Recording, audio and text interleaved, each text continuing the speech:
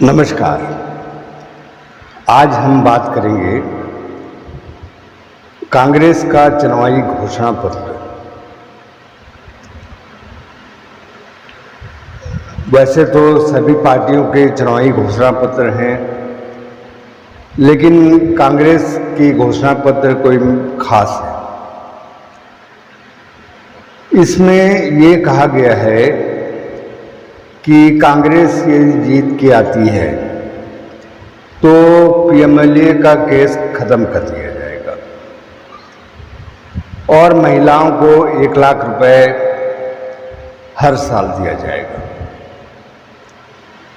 तो सवाल उठता है कि पीएमएलए का केस खत्म कर दिया जाएगा यानी जंगल राज बना दिया जाएगा, किसी के ऊपर कोई कार्रवाई नहीं होगी। जैसे लालू प्रसाद को सजा हो गई, सजा होने के बाद वो प्रधानमंत्री बनाने की दौड़ में हैं और यहाँ से वहाँ कॉन्फ्रेंस कर रहे हैं, आज़ाद घूम रहे हैं। लेकिन अभी एक कोर्ट ने उनको गैर जमानती वारंट जारी किया है और जेल जाना तय है। तो यदि ऐसी स्थिति आती है तो बड़ा जंगल राज हो जाएगा, मोदी जी का सपना अधूरा रह जाएगा। मोदी जी ने आज तक जो कमाया बचाया वो सब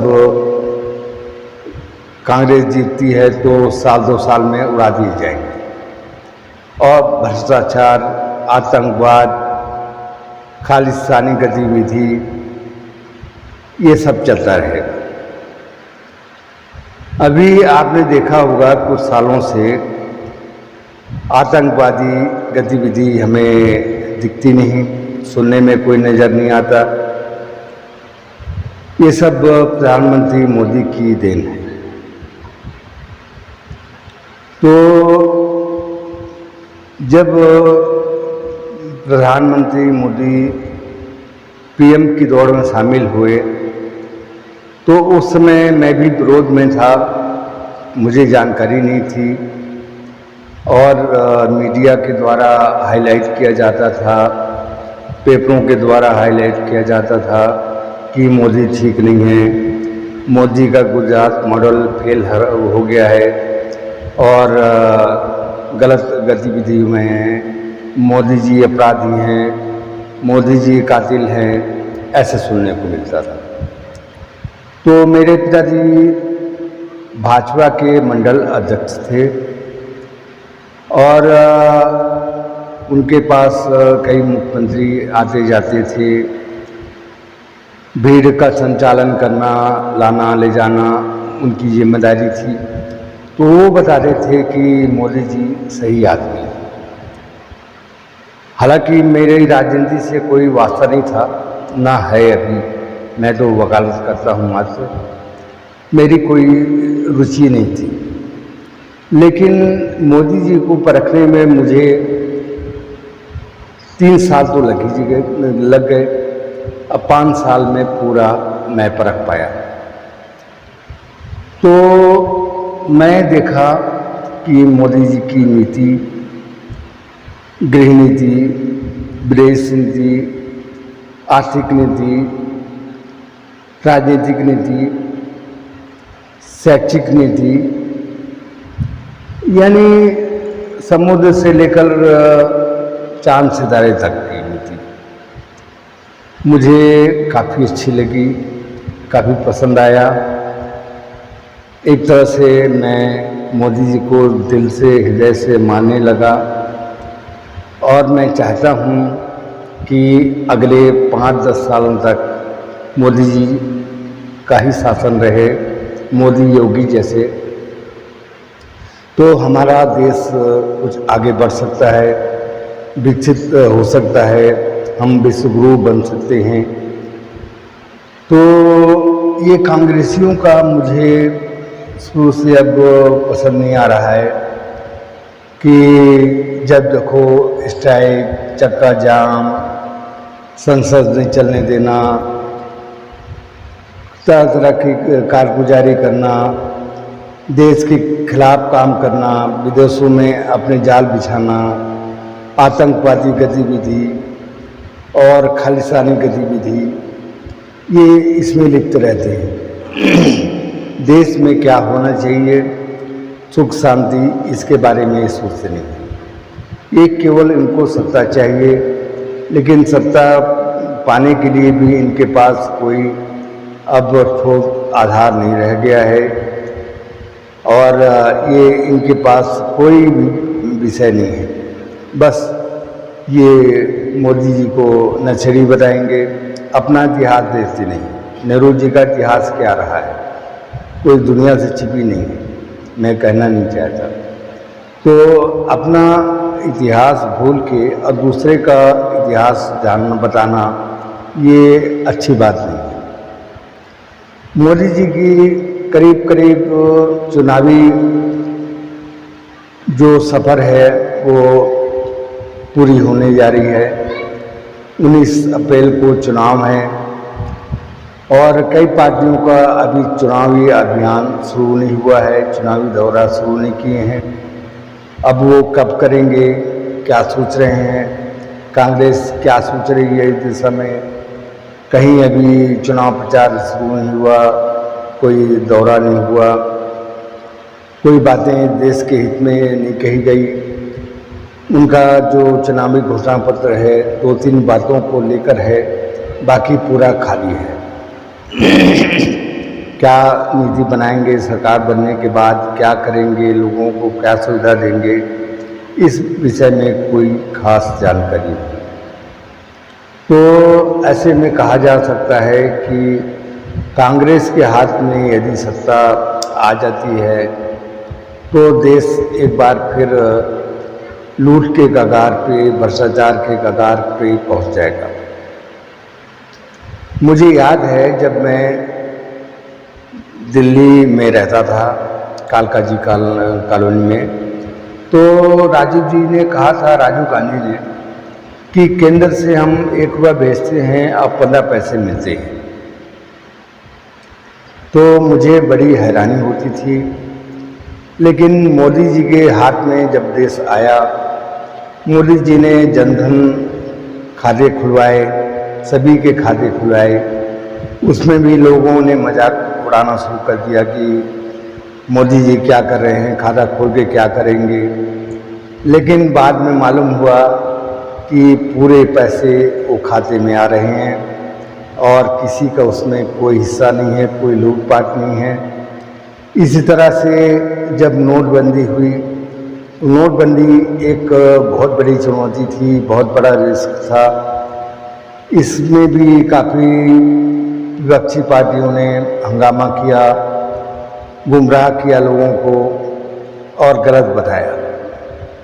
लेकिन मोदी जी पीछे नहीं हटे, कैसी ने व्यवस्था किए, रिजर्व बैंक की और भी अधीनस्थ बैंकों की, कि रातों रात पैसा पहुंच जाना, व्यवस्था को बिगड़ने नहीं देना और देखते देखते स्थिति सामान्य हो जाना।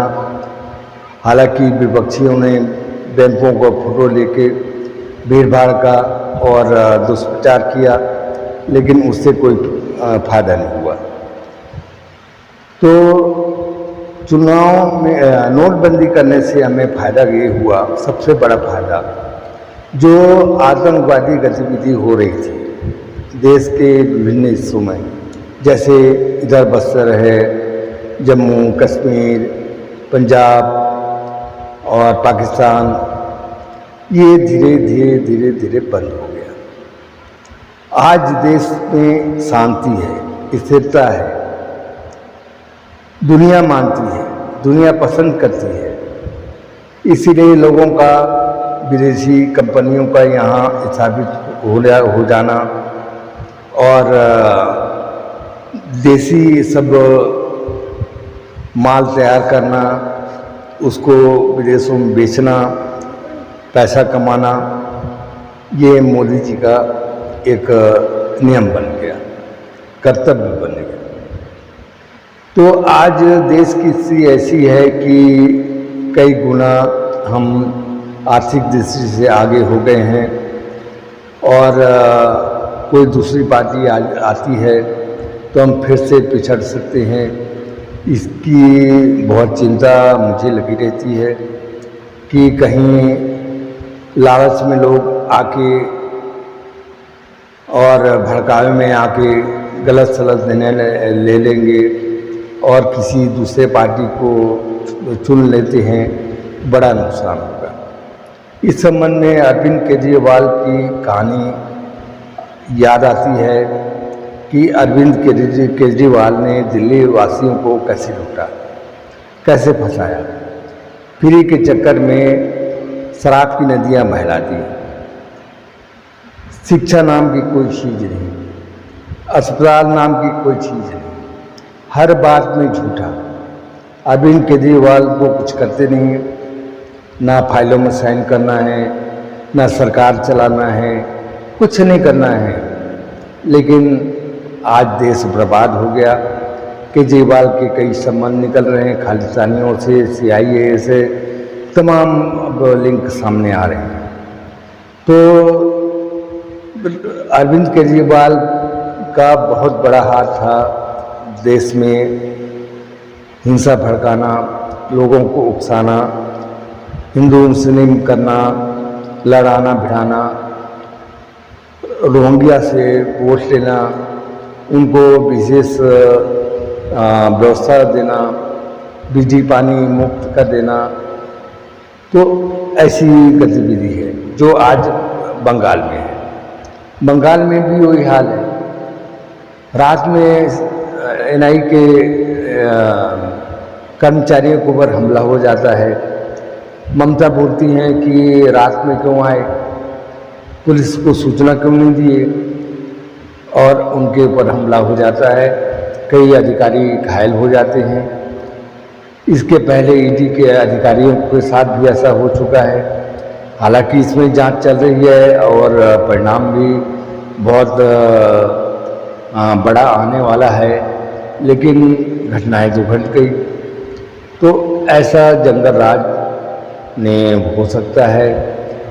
तो मैं काफ़ी चिंता में रहता हूँ कि भगवान लोगों को सद्बुद्धि दे, लोग बहकावे में ना आए और अपने मतों का सही इस्तेमाल करें, सही व्यक्ति को चुनें।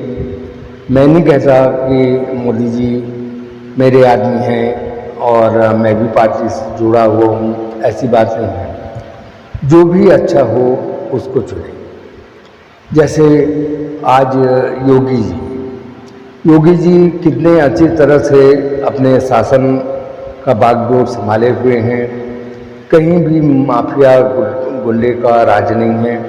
आज लोग सीना तान के रात दिन दहाड़े कहीं कभी भी सैर कर सकते हैं, कहीं आना जाना कर सकते हैं, मन से भय निकल गया है। तो गुंडों का इलाज कैसे करना है योगी जी को आता है। आर्थिक व्यवस्था में कैसे सुधार करना है योगी जी को पता है। एजेंसियों का कैसे संचालन करना है योगी जी को खूब आता है। तो योगी मोदी मिलके अभी एक तरह से देश को सही दिशा में ले जा रहे हैं और मैं उम्मीद करता हूँ कि आने वाला समय 2024 फिर से मोदी में हो जाएगा और मोदी जी को काफ़ी वोट मिलेंगी। फिर से हमको काम करने का मौका मिलेगा, भारत आगे बढ़ेगा, विश्व में नाम होगा जैसा कि हो रहा है और ये कंटिन्यू बना रहेगा। तो आपसे मेरी यही अपेक्षा है कि लोगों को सही दिशा निर्देश करें और बताएं कि कौन सही है कौन गलत है। तो इस संबंध में आप कमेंट करें, वीडियो को लाइक शेयर और सब्सक्राइब ज़रूर करें। लोगों तक ये बात फैलाएं कि हमें राजा कैसा होना चाहिए। ये राजा की कहानी वाली बात आज की नहीं है। जब प्लेटो और अरस्तु सोचा करते थे कि देश का राजा कैसा हो, तो इस निष्कर्ष पे पहुँचे कि देश के राजा को कामनी कंचन से दूर होना चाहिए। लेकिन कामनी कंचन से दूर होने वाला राजा कैसे बनेगा, क्यों बनेगा, ये काफ़ी सालों तक लंबी लड़ाई चली और कोई समाधान नहीं मिला। लेकिन आज हमारे सामने प्रत्यक्ष है मोदी जी और योगी। न उन्हें कामनी की चाहत है, न कंचन की चाहत है। तो ऐसे व्यक्ति होना चाहिए जो देश को सुचारू ढंग से चला सके, जिनका संपत्ति में कोई लालच न हो, ना खाऊंगा ना खाने दूंगा की नीति बड़ी अच्छी है और वो अपने वादे को बखूबी निभा रहे हैं। तो ऐसे में हमें चाहिए कि हम भी अपना सहयोग दें। धन्यवाद।